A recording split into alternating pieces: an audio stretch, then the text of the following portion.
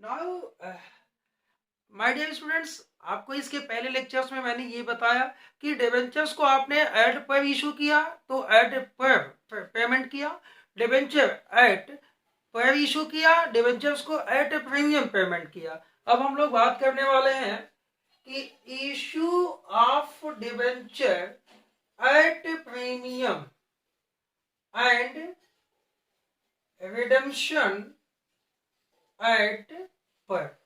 It is very easy students, it is so easy. But आपको तो term and conditions के हिसाब से चलना होगा जो कंपनीज ने अपने टर्म एंड कंडीशंस में कहा है। तो क्या कहा है कि आपका टर्म एंड कंडीशंस ये है ना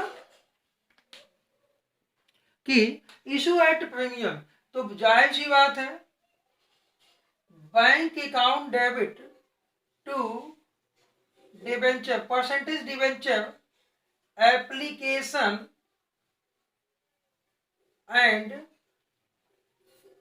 allotment account being debenture money. क्या किया आपने? रिसीड किया।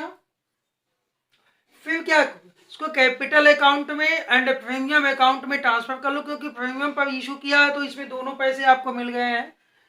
तो मान लो आपको ये 110 रुपए मिल गए हैं, 10 प्रीमियम है, तो लिखेंगे आप debenture, percentage debenture application account debit to percentage debenture account.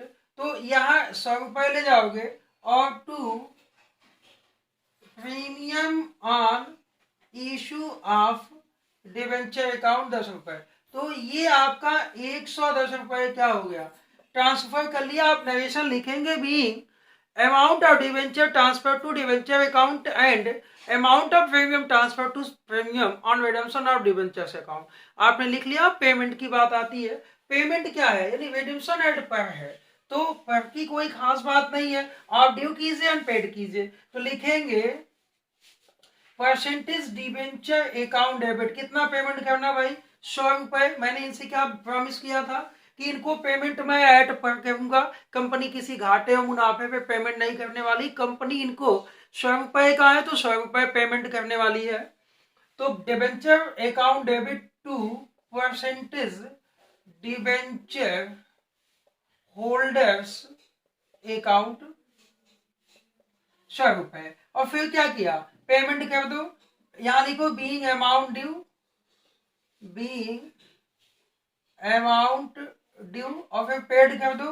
तो यहां लिखेंगे percentage debenture holders debit to bank account, और फिर ये 100 रुपए आपने इनको पेमेंट कर ली। आपका काम खत्म हो गया डियर। यानी कि issue at premium and redemption at par. अब नेक्स्ट टॉपिक आप नोट कीजिए। Next topic